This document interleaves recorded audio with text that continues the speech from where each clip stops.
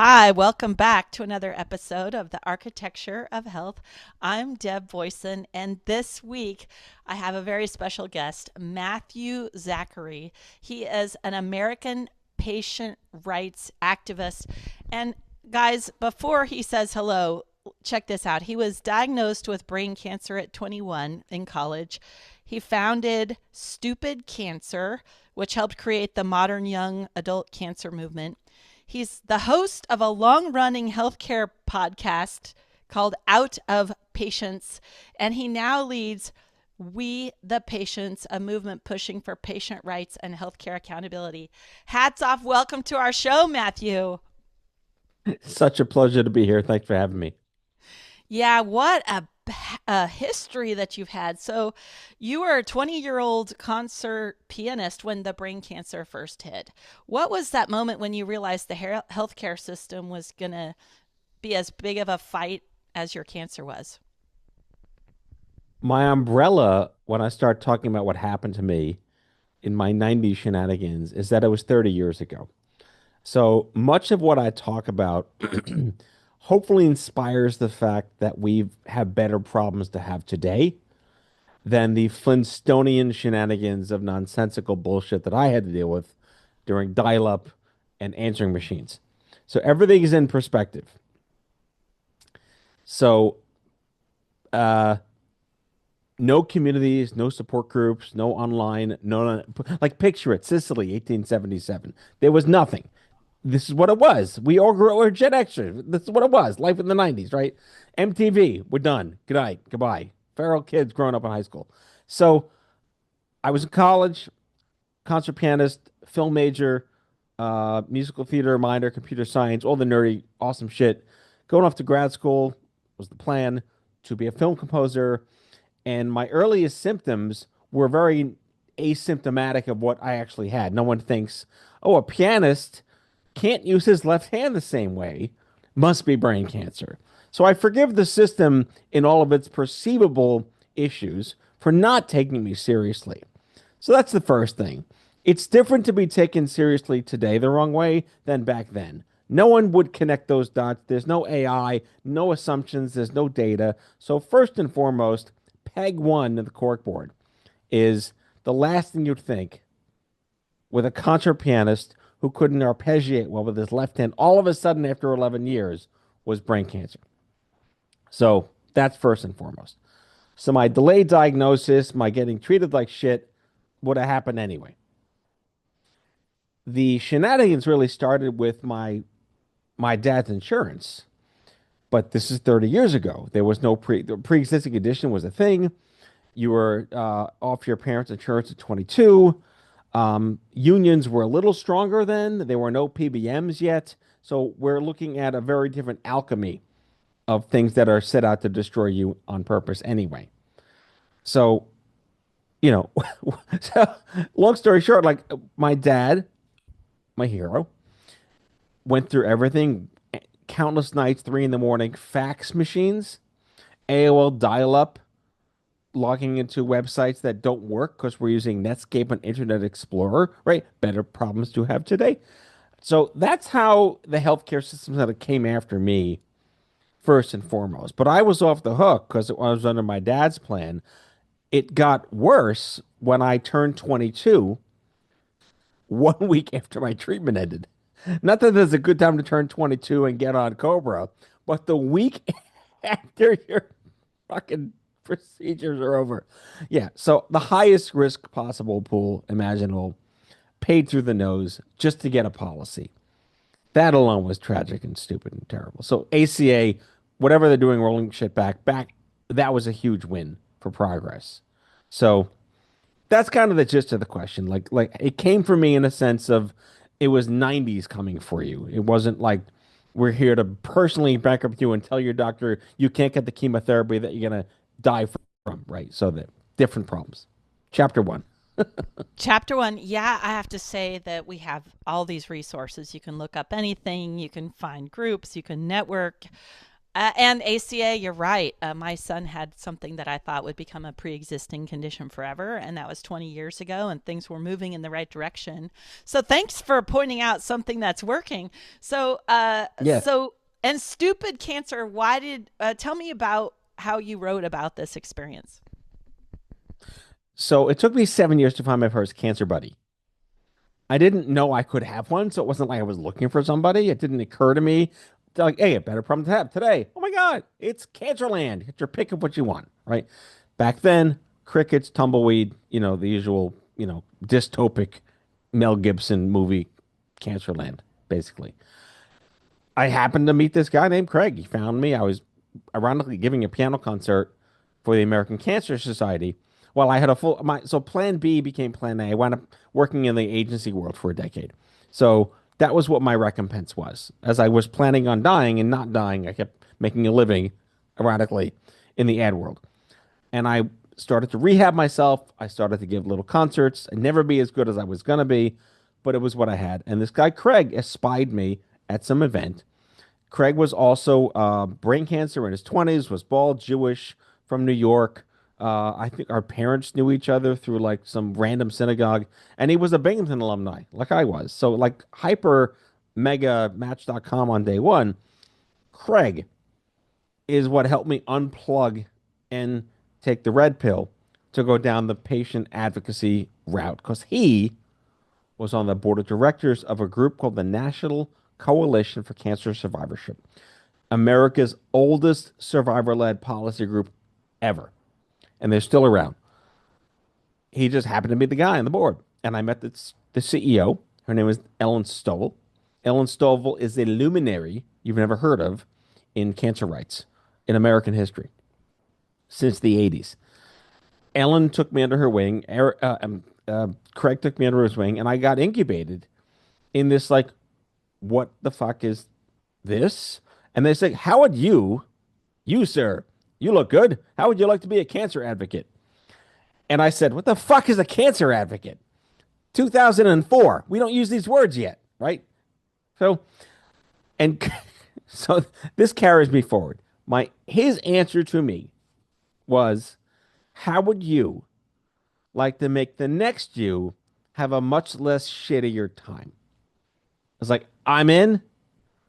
The emperor's put his clothes back on. What am I doing? And over a couple of years, I develcroed myself from my day job. I took a risk and I jumped into the Craig Lustig DC cancer universe at the time when the Livestrong wristbands were becoming a thing.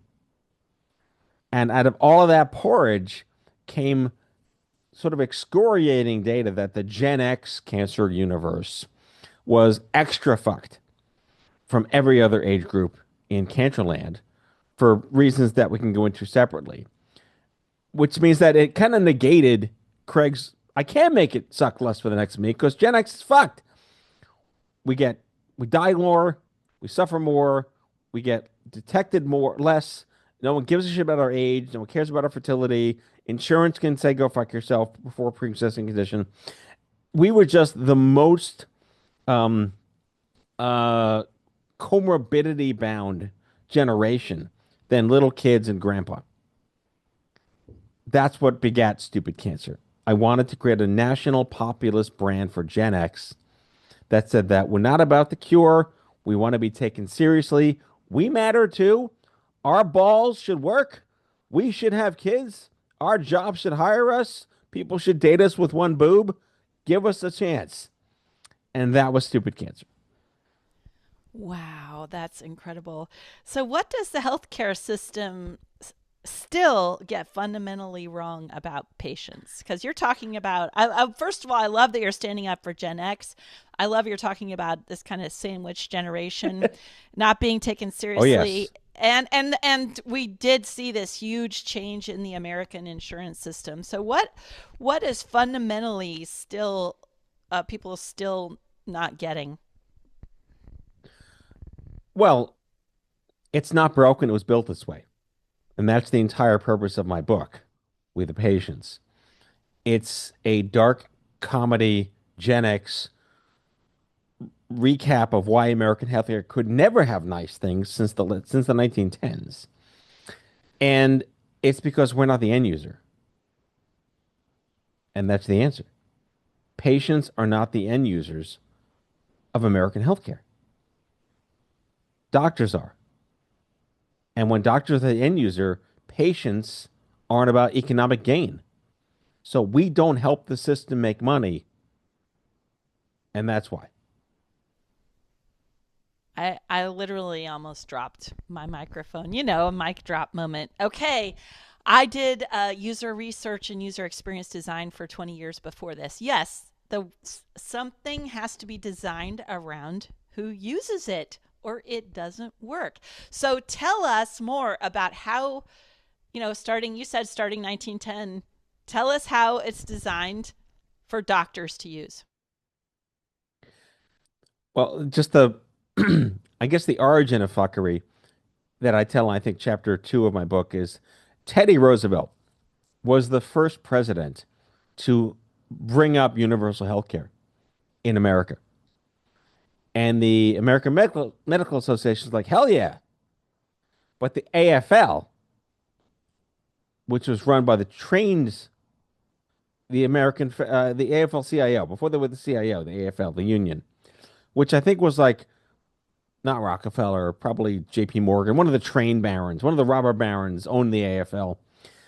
For for some reason, they didn't want that because they would lose money if the patients got free care. They wanted to get kickbacks or whatever. So that was shot down. And then so the AFL bribed the AMA to tell Teddy Roosevelt to go fuck yourself. And it's been since that time through the the New Deal and through the Great America, the Eisenhowers, the infrastructure, the highway system, the Civil Rights Act, even through the National Cancer Act, they could never get their shit together. But it's been proposed for a century amongst multiple presidents. Where it all really kind of ended, all hope was lost, was in 1973 when Richard Nixon passed the HMO Act with Kaiser Permanente's influence.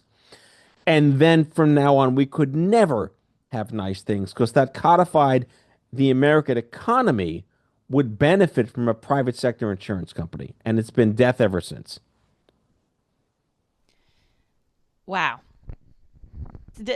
You're still living in the United States. Is there any hope here? I believe there is hope. And in my book, I put together a very bold, brand new idea from a um, civic power and health economic perspective. Hyper nerd conversations happening on the back end here in the Zachary household. The one thing that's been missing in this country in terms of how the American consumer, who may happen to be a cancer, rare disease, cardiology patient, should be not entitled, but protected from the harm of not getting what they need is for the American people to unionize as a patients' rights lobby group. And that has never existed in our country's history. And the groups that do exist now in lobby form or PAC form are very siloed and very agended on the one thing that they want to get done, and nothing else matters except that. So there's no universal populist organizational strategy to take 30, 40, 50 million angry Americans, whether it's cancer or anything else, who's been screwed by their health insurance that they likely didn't choose because 160 million Americans are on their employer policies. And we don't read those terms of service. We just want to pay rent. How do you take the aggrieved collective angst of Americans with any problems, doesn't matter what it is, and put out this larger message? How would you like to not get fucked by your health insurance when your doctor says you need this and they say no? I understand that prior auth has had its purposes. That's well documented in my book. It started out as a great idea. Like anything else, famous last words, it's a shitty idea right now. The concept is it's time for us to stop advocating and it's time for us to start organizing as a collective voter bloc of concerned citizens who've never had I'll put it civic electoral power at the ballot to demand what we want to have, which is we don't want to go bankrupt. We don't want middlemen telling us what our doctor wants, and we don't want to have any encumbrance necessary that's built on purpose to screw us. And honestly, if that happens, everyone still makes plenty of money. It's a still pro-capitalist concept. I'm all like, yeah, do you really need $1 billion? Fine. Can you live with one? Probably. Right? Be all the rich you want. Just can we die less in the process? That's the general idea. So this advocacy, people coming together and political. You're saying creating a political movement, right? It's very different. It's hard to explain because there's like we're still like baking the cake in the oven of what the real health economic strategy is. But the fundamental legal premise is that we're not going after rights, liberties, freedoms, approvals, reimbursements, and reconciliations. That's everything else. We demand this. You should pass this drug. No, we're done with that shit. That's hill days and pretty pictures begging your elected officials to do the right thing when they're in the pockets of douchebags. Period. Right? This is about consumer protection. Think about what Ralph Nader did for the seatbelts in the 60s. The auto insurance companies didn't give a shit that you died. They cared that they made more money if you lived. So everyone got a seatbelt and everyone made money. And then people died less on the highway. Right? It was like a multi like a what's that knife? The knife with the 11 blades in Swiss it. Army knife? Yes, a Swiss Army knife solution. That's really what it was. It was health economic, pro Wall Street, pro shareholder, pro consumer protection, pro better automotive development, pro protect. It was great. What does it mean in America in this insanely toxic climate more than I've ever seen before in my history, where more and more people every day are like splitting their formula, hoping Mark Cuban shows up like a fucking angel to bail them out, which is nonsensical. What does it mean that we get protected? What is our seatbelt? If you give every cancer patient a seatbelt, what does that mean? And how does everyone still make money? That's my proposal in We the Patients. Yes, we need to get rid of any perverse incentives and align healthy incentives so that it's a win-win situation and not some monopolistic, uh, twisted up it's a distorted form of capitalism, right? So tell me, are there examples that you can point to in other countries where I know that in general I've thought about moving to France or another country just so that there's some kind of safety net that will cover in the event that something terrible happens. But honestly, here in the United States, the prices of insurance and everything, despite the ACA, are still not something that I see as a direct investment in my health. Like many other people, I've shifted over towards a health share and crowdsourced medicine where we're able to then use our money in proactive ways to Right. prevent what might come down the pipe. So tell me about the models for what you've seen that works better. Nothing works better and nothing is worse. This is a uniquely American issue. This is uniquely Go American. into that.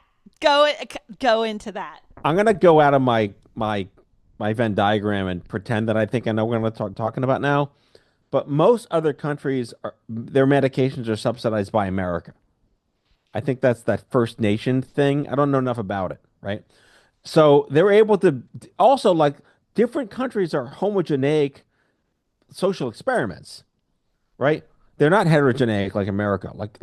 Norway can be Norway because that's how Norway is. Japan can be Japan because there's not this hegemony of multicultural, multilateral experiences like there is in America.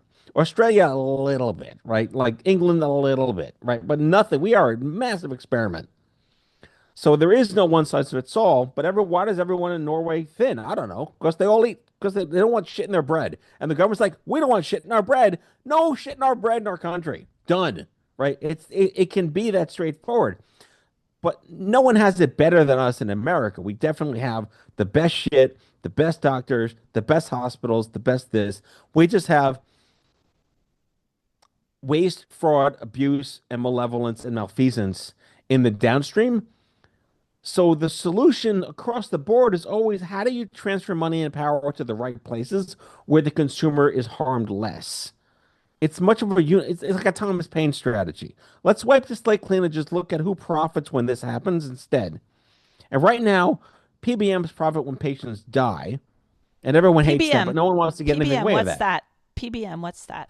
Pharmacy benefit managers, not my college education credit major. I know enough to be dangerous, and I have a team of people behind me that swoop in when I don't know what the fuck I'm talking about. But it's basically like, all right, in consumer health, beauty, cosmetics, like yoga, you're choosing something based on them selling you options. Car dealership, what do you want? You get to choose what you think is best for you. So it's in the seller's interest to woo you however they can, so you give them your cash. Right? It doesn't work that way in healthcare because you're not the customer they're wooing. Going back to my aforementioned, you know, beginning of the show.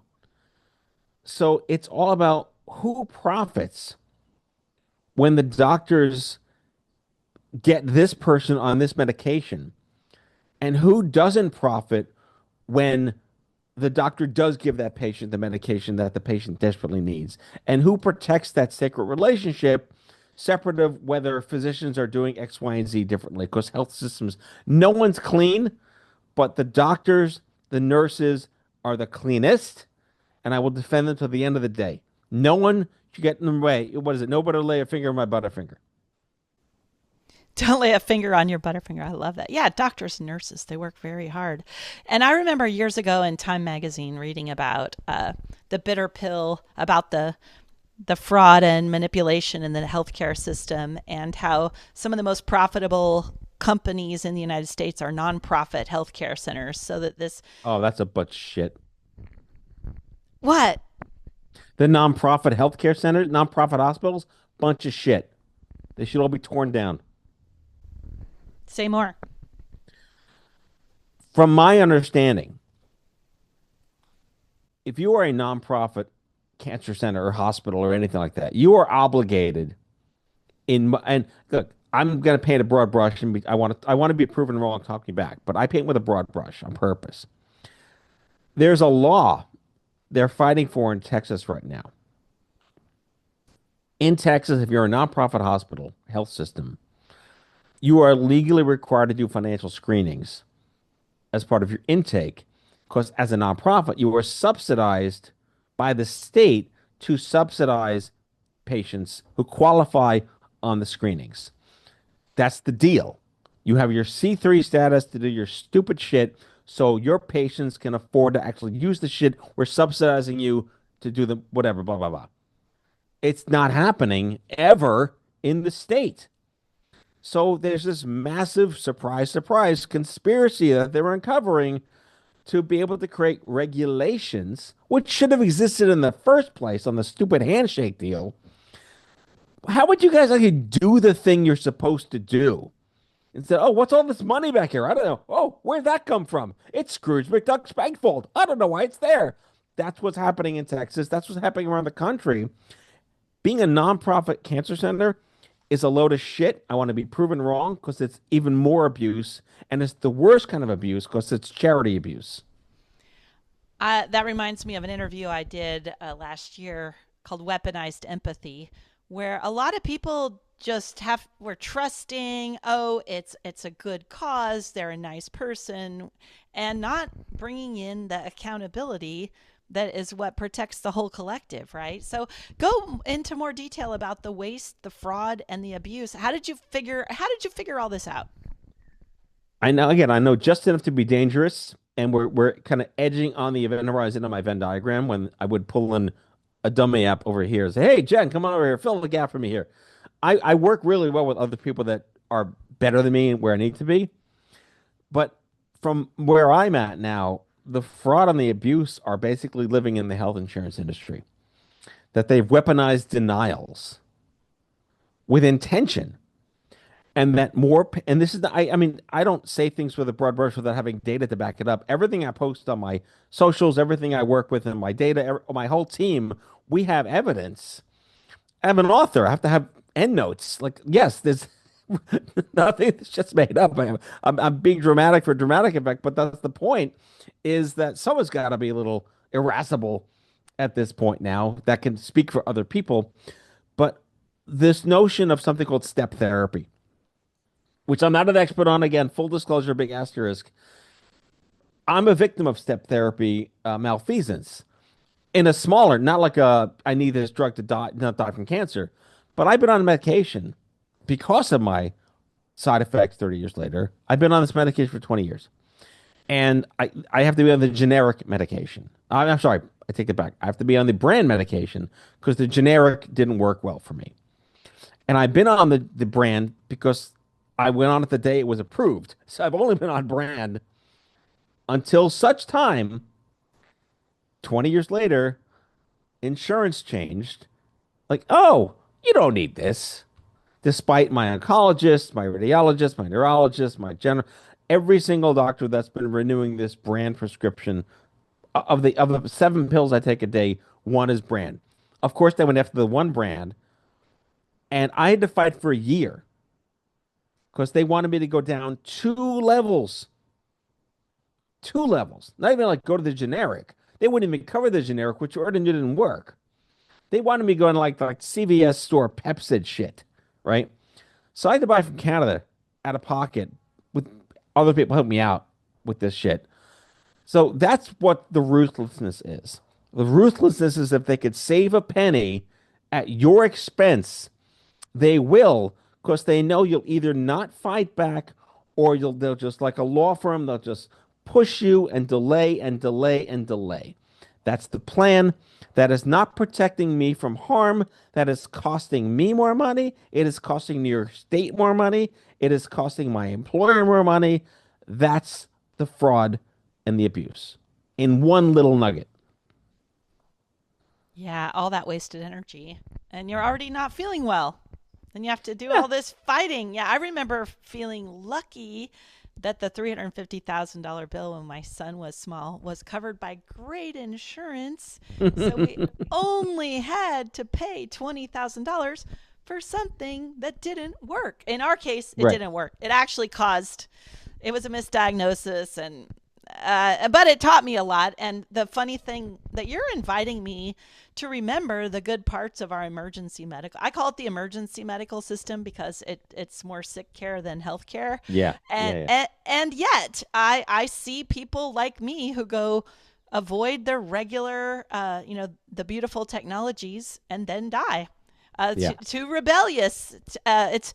I remember once it was going to cost me something like $1,200 out of pocket to go see a doctor, and I had like something like a UTI, and it was starting to turn into a kidney infection, and I wouldn't go. I was like, I'm not paying $1,200 to get this, and I finally went, and they were like, you could have died. And yeah. I was like, yeah, 1,200. And then I'm in another country. I'm in Mexico. Something goes wrong. Oh, $20. Come over here, chip chop in out. And so this is, you're saying this system was designed this way, and that especially under Nixon, when the HMO ruling came into effect, or the laws came into effect, that's where the slippery slope slipped. So that at this point we need to fight back. Yeah, no, we don't need to fight back. We need to organize and threaten at the electorate. That's different. That's what. Oh, good point. That's actually what I meant. Yeah, a Yeah, I mean, smart a I'm all smart for conflict. the right use of violent terms, but we say, like just so many times a stupid cancer, like we cringe when someone said, "Oh, they lost their battle." Oh, did they not fight hard enough? Is that what we're talking about? Right? And like people don't know what to say, and I'm not bashing people for that stuff, but I don't. I feel like if we're gonna shift the way we think about fucking back, not fighting, it has to be done that threatens electability and the American economy. No one gives a shit unless you move money and power. All right, I want some next steps here. Bourbon, step one. Let me chime in for a sec. At the end of my book, I talk about when American healthcare goes right. Surprisingly, it goes right more than it goes wrong. But when it goes wrong, it's like really, really wrong. You just want to go to your GP for a prescription, or your kid scratches his knee, or break fix, or urgent care. Odds are that will be fine. That's not the type of stuff we're looking to be protected from. That's just day to day dealing with. Any country has that by and large, right? Minimal cost, things are covered. You do your copays. If CVS screws up the pharmacy, little things. That's most of the problems, unlike the downstream, like in the fifth element, like way down in the city. It's the rare disease, the cardiovascular, something like 50% of Americans are responsible for like 90% of cost. I think that's the number. I'd say quote me on that because I wrote about it, but sort of quote me on that. But we're talking about the elderly, the sick. Cancer is only 6% of spend. Not a lot, although it's terrible. But that's where most of the shenanigans happen. And that's where the loss of life potential, not due to illness, is most prevalent. Say more about that. If you are, I don't know, like you have a rare disease, you have like an allergy and asthma, you need a medicine, um, a step therapy. I'm gonna get shit for this if I'm saying it the wrong way. If you are denied a clinical trial that you know will save your life, and every oncologist says you got to be on this trial, and the insurance company says no, go on this trial instead, your life is legitimately at risk, right? There are so many cases we talk about at We the Patients and with my team and some other partners. Um, a kidney cancer survivor on donated kidney with what are those medications? The rejection medications, right? All of a sudden, insurance like, no, you can't have the rejections anymore. You don't need them. I will die without them, right? Fighting for his life to get the insurance company to just, why did you decide now out of the blue, I can't have this? GoFundMe should not be your getting out of jail free card when your insurance says your cancer treatment is denied.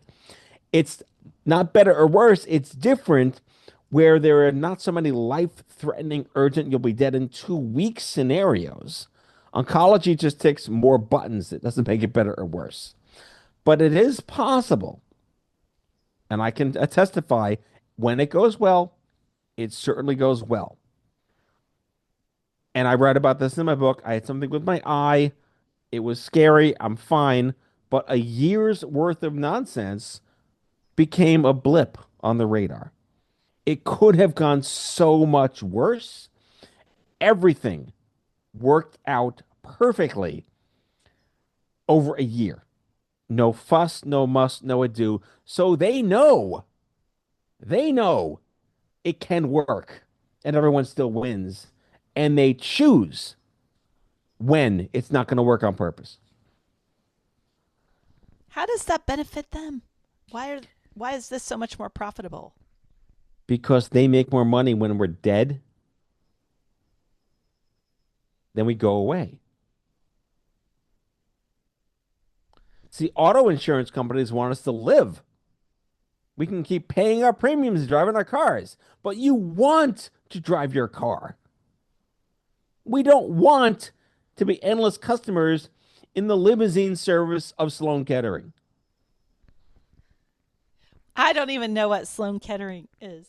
Oh, that's the big cancer center here in New York. And so that goes back to there's a small number of people that are the most expensive, so they'll just let them die.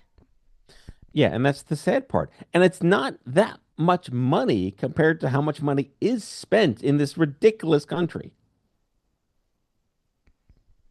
Wow. So what are we to do? And a bourbon, I got it. I got to run down the street and get some.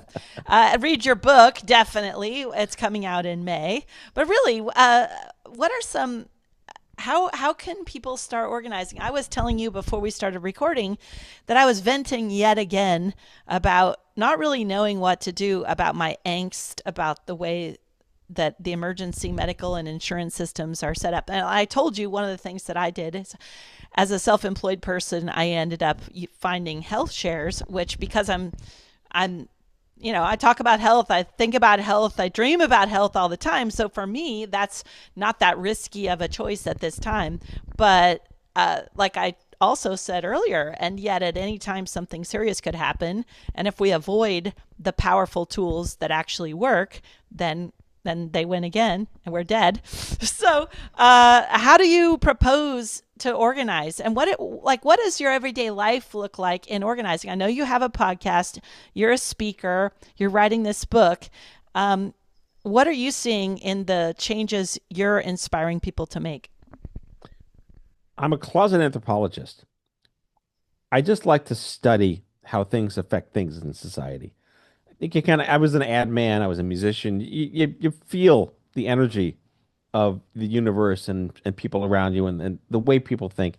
My my big, I don't know, like my eyebrow raising moment of the decade was the murder of Brian Thomas by Luigi Mangione, the head of the United Healthcare, who's still in the news with a fan club and a legal defense fund and whatever, whatever. Like that to me is a sign of America in pain under one voice.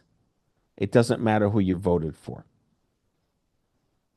One of the few things that we can actually agree on, no matter who you voted for, is no one voted for this except the people making money off the healthcare voted for this.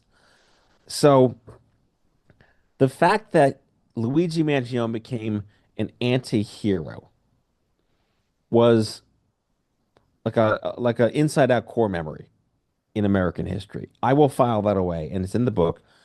A core memory. There's the HMO Act, there's ACA, and then there's Luigi Mangione. He changed the way the country understands that they've been basically being shivved. Everyone understands now that they're getting shivved on purpose. And that is only getting worse, is more evident now, and it's steamrolling in a way that even someone like Mark Cuban, who thinks he knows what to do but can't, is coming to the rescue of people when they sound enough of a loud enough Ricola horn will summon Mark Cuban to pay your medical costs so that you don't die. We shouldn't need Mark Cuban to get unfucked from American healthcare, but American healthcare enjoys fucking us when it can.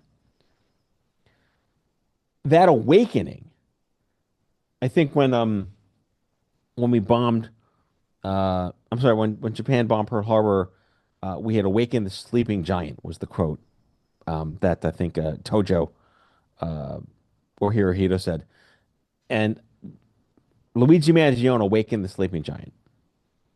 Americans are now aware that we're just getting shit fucked every day when possible, but they don't know what to do.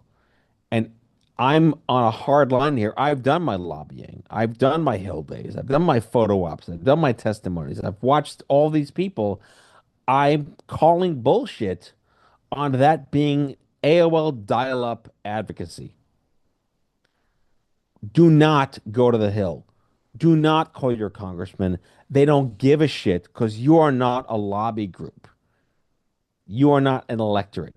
It is time for the American people to organize under We the Patients a single issue, purple voter block that will protect us from the harm of health insurance and move the money around in a way that protects us, but also forces our elected officials to give a shit about protecting their constituents at the ballot from the harm, toxic, emotional, financial from the healthcare system. And only then, not a panacea, just an idea, will we start to see that when 20%, 30% of every one of the 435 congressional districts is the patient lobby, the cancer lobby, the rare disease lobby, we will see massive benefits to Wall Street, massive deficits to the health insurance industry, and people will start being able to get what they need when they need it at affordable prices, and no one dies on hold. That's powerful, really, truly aligning as a one issue group, a single issue electorate. I was really hoping, it's really sad the way health got politicized. You know, um, I thought health would be the one thing that every person could get behind as being a vote for what's the best for our whole collective. And it just has been fueled and baited, rage baited, and the divisive narratives. I'm glad to think about a single issue only, we the patients, right? Is that the name of the block? Yeah. One interesting thing is I've also found that the most profitable things are very complicated and expensive and invasive. So that's one reason more softer edged things aren't tried, is because they aren't very profitable. And I know in Europe they have a much better blend of older medical practices, Eastern traditions, Western traditions, and lower impact things that are tried before things get explosively bad. And I would also love for that lobby to be able to help recalibrate which tools can be used. Are they only the emergency tools, or a system that could actually go from being sick care to being a healthcare system? Well, no one makes money when you're well, but when you need the help you need, it shouldn't break the bank. It shouldn't ruin your life, and it should help you get back on your feet to be a productive tax-paying citizen of your country. Yeah, isn't a health crisis the top cause of bankruptcy? Again, I don't have the data in front of me. There's an organization I'll plug called Triage Cancer, run by two friends of mine. They have the strongest case studies and economic data on, don't quote me on this, two-thirds of all bankruptcies are medical, and two-thirds of all medical bankruptcies are oncology. Something like that. That's an asterisk. It's close to that, but yes. Wow. Yeah, it comes from Harvard physician David Himmelstein in the American Journal of Public Health. The 2009 study concluded about 62% of U.S. bankruptcies involve medical issues. Yeah, it was close. Two-thirds. Wow. Yeah. And there's more. I love having ChatGPT as my research That's it. assistant It's here. your best Yeah. friend sometimes. And, It'll and kill the us other, one day, but it's our best friend for now. I have to say, I'm a little worried about the quality of my speech and cognition in terms of having it so easy to get great Yeah. information. So getting together, creating this single issue electorate, uh, and you've written a book about this plan that's coming. Or you're writing the book. It comes out in May, right? Yeah, book is done. Pub date is May 19th. Pre-orders now on Amazon or anywhere you buy your books. And people can also. You have a podcast too. Tell me about that. So I've been on the air since 2007 before it was a podcast. It was just a dial-up AM radio streaming something something. So that was called the Stupid Cancer Show, which was Stupid Cancer's weekly live talk show on the internet and AM radio. So I had stepped down in 2019, and then I kind of took the show and I brought it over to non-cancer land and renamed it Out of Patients with Matthew Zachary. And that Out of Patience can be found on most of the streaming platforms. Wherever you hear, wherever you listen, wherever you hear stuff, whenever noises come out of something and the word podcast is there, search Matthew Zachary. I'm the only one. So And how has your perspective on your own health changed in this? You had this shock when you were very young. How in this journey, how do you have you changed the way you think about your own health? not a big fan of things I can't control. It's a deficit. I hate aging, but it's a privilege. Everything is a better problem to have than being 6 feet under. So, if every patient in America could hear one message from you, what would it be? Go to wethepatients.org and join the electorate. I'm going to do that for sure. Okay. Oh, Matthew, what a great conversation. I'm signing up. Let's do this. Let's fix this. This has been going on for so long. Okay, there's one last thing. So you said starting in 1910. Tell me, go all the way back there. What you found as your armchair anthropology historical research found. We didn't go before 1910 in the book. We started then, but I'm going to go into my high school AP history, whatever one corn nugget in my brain is left, and look at the Reconstructionist era leading to the Robber Baron era, Tammany Hall stuff, Taft. And the Irish were coming over, the Chinese were coming over, and America needed its first industrial workforce. So more people were at risk for harm, and more needed things to because if a healthy worker makes you money, a sick worker costs you money. And unions were fighting and just getting started, and it was a hot mess, a beautiful hot mess. The Wild West, New York City, Chicago, vaudeville, the 1900s. I'm spitballing a concept here anthropologically, but I would like J.P. Morgan and Henry Ford and Rockefeller and the barons. They wanted a healthy, strict, like compliant workforce. And if you were sick, you had to be better because if you were sick, I lose money. I'm assuming that's how the structure made sense to them. And I don't know why they'd be opposed to universal health care because I guess they would make money if people got sick. I don't know. I'm always going to lean on the side of capitalism is a blessing and a curse. And I like that you highlighted that there's still plenty of money to be made Yeah. with a system that doesn't just give up on people for profit. Well, again, the Ralph Nader precedent shows you can give people what they want to stay safe and healthy and still make all the money you want. So if there's going to be waste, fraud, and abuse and malfeasance in American healthcare, can we at least try to give the patients what they need so they don't get harmed and still make all the money you want? That's all this is. That's what I'm just saying. I think it's possible.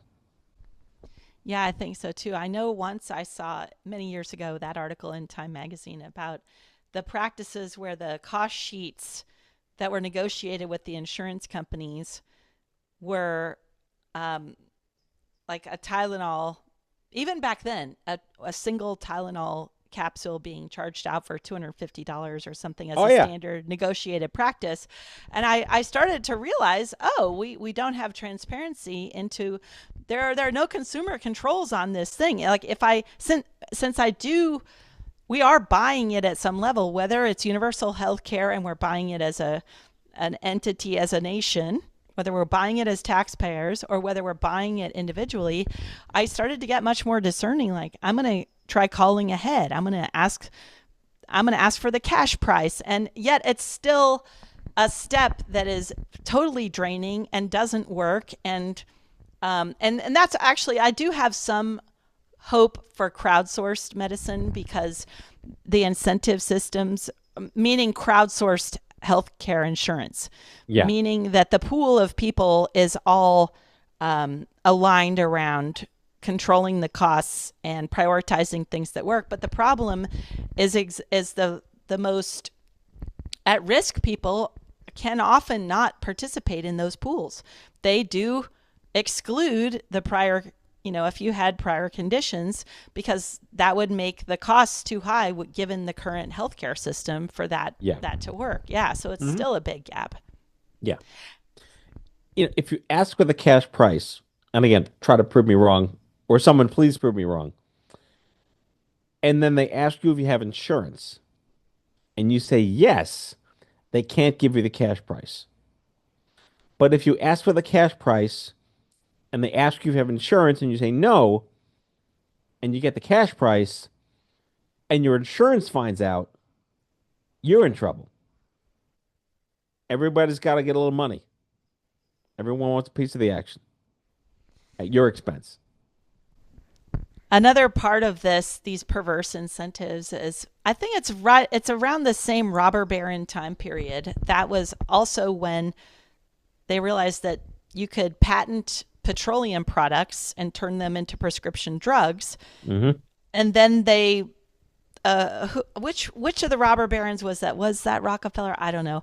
But they then made it so that natural medicine was basically scoffed and debunked and called Yeah. quackery. And Hmm.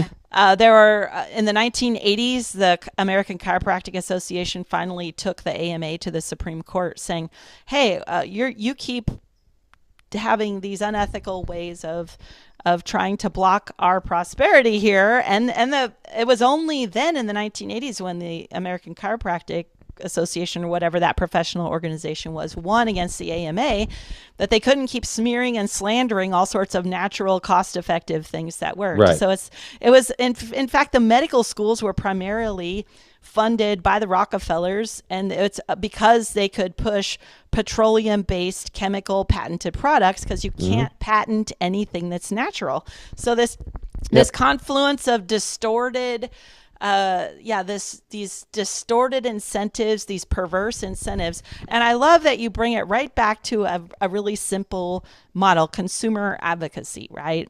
We've got to have the will to come behind that idea of thinking of the safety in a similar way we would with any other product or service. Yeah, and if we're wrapping up at this point, I think it's just safe to say it's hard to be your own advocate when you don't know what you need. So the wisdom of crowds is only so good as the crowd itself. But there's something to be said for Western medicine as a complement and a friend to everything else. Do not poo-poo. Chemo works if you need it, right? Don't You can't piss away your cancer. Not going to work that way, right? So be real, be objective, try to be optimistic, try to be, I would almost say cockeyed pessimism is really more my end of the spectrum here. But everything should be an objective choice.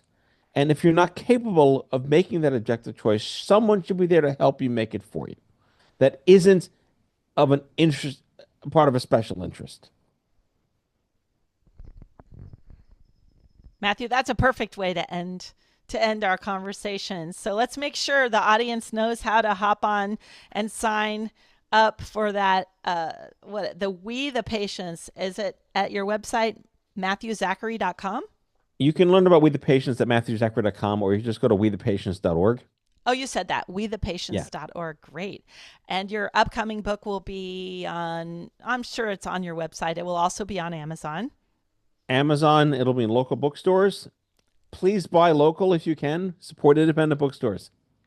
And the name of that book again? We the Patients, How to Understand, Navigate, and Survive America's Healthcare Nightmare. Woo! How to understand, navigate, and survive America's healthcare nightmare. Oh, Matthew, I just hats off or Thank you. earphones off. Really, so brave. That's the spirit, and the smart move isn't starting some sort of barroom brawl fight. That's what I got from this here. The smart move is unifying around logical, thoughtful, powerful advocacy. Yeah. Murder bad. That's the moral of the story. Murder bad. And letting people die waiting for And no approval one on does an on hold. insurance Yes. claim. No one does what? No one dies on hold. No one dies on hold. All right, Matthew. All right. Thank you, Matthew Zachary. Have a beautiful evening in New York over there. Thank you so much. Take care, Deb.